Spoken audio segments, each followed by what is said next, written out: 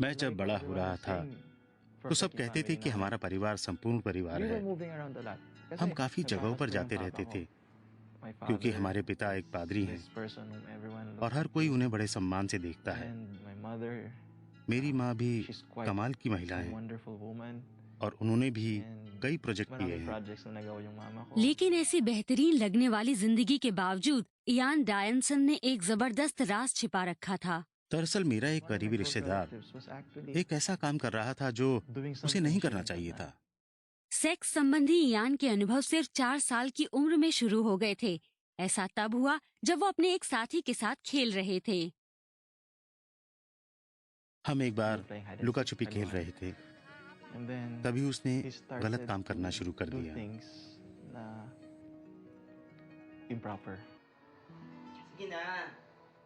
Ian तब मासूम थे, लेकिन फिर भी समझ गए कि उनके साथ ये सब ठीक नहीं हो रहा है। मेरा एक रिश्तेदार मेरे पास आया और उसने मुझे सेक्स के बारे में बताया। उसने मुझे कुछ ऐसी बातें बताईं जो मुझे जिंदगी की असलियत लगने लगी और फिर उसने अकेले में मेरे साथ अनैतिक व्यवहार शुरू कर दिया। ये बोझ मेरे दिल पर कई साल तक रहा।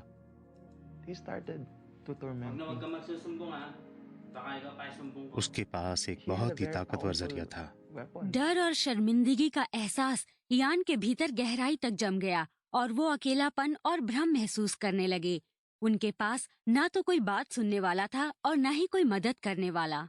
लिहाजा इयान खुद ही इन मनोभावों से जूझते हुए बड़े हुए। सबसे बुरी बात ये कि क्योंकि उनका परिवार संपूर्ण माना जाता था, इसलिए उन्हें इस सब को छिपाना भी था। ऐसे में वो आत्महत्या के बारे में सोचने लगे। मैं अपनी जान लेने के बारे में सोचा करता था। ये सब झेलते हुए जब 3 साल हो गए तो मैंने स्कूल जाते समय दवाई की बोतल खरीद ली। मैं डर गया। मैं वापस क्लास में गया और अपने साथी से बोला, क्या तुम जानते हो मैंने एक गलत काम किया है। मैंने खुद की जान लेने की कोशिश की है। इस पर वो हंस दिया और मैं शर्मिंदा हो गया और मैंने जान देने का इरादा छोड़ दिया।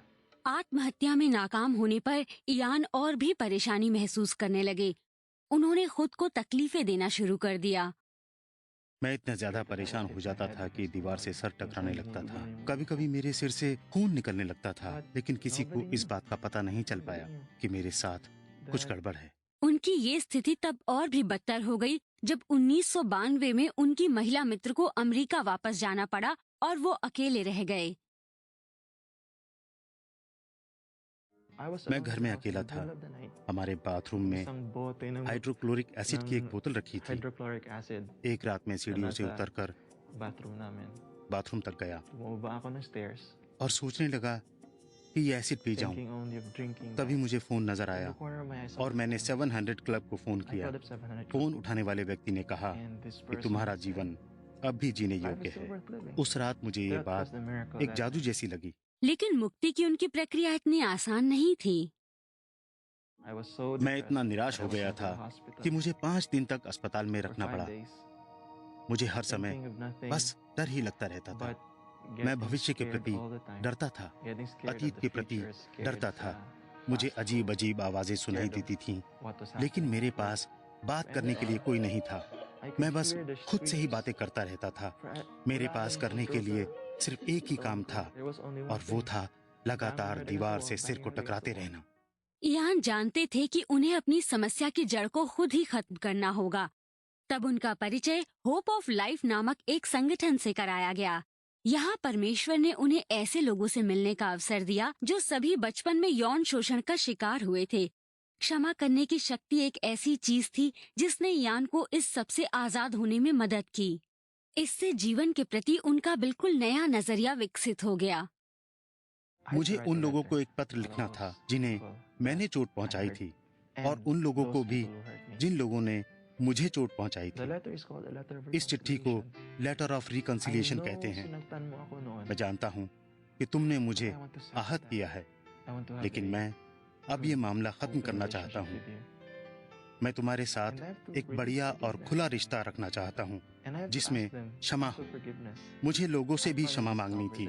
मुझे आखिरकार ये पता चला कि परमेश्वर ने जन्म के समय मेरे जीवन का जो लक्ष्य निर्धारित किया था वो मेरे यौन शोषण की वजह से खत्म हो चुका था। लेकिन मुझे सब कुछ दोबारा से सीखना था। मुझे ये सीखना था कि परमेश्वर मेरे जैसे टूटे हुए इंसान को भी अपने मकसद के लिए प्रयोग कर सकते हैं। मेरे जीवन में तो जख्म थे। मुझे इन बातों से ये सीखने का मौका मिला। जब मैं सबसे कमजोर था तो परमेश्वर सबसे ताकतवर थे। अब यान न केवल अपने अतीत के प्रभावों से मुक्त हो चुके हैं, बल्कि वो ये भी जानते हैं कि जिंदगी के हर उतार चढ़ाव में परमेश्वर सदा उनके साथ रहे हैं और आगे भी हमेशा साथ रहेंगे। किसी ने मुझे ये प्रार्थना सिखाई, हे परमेश्वर, मैं आपके हृदय की सद्भावना में विश्वास रखता हूँ।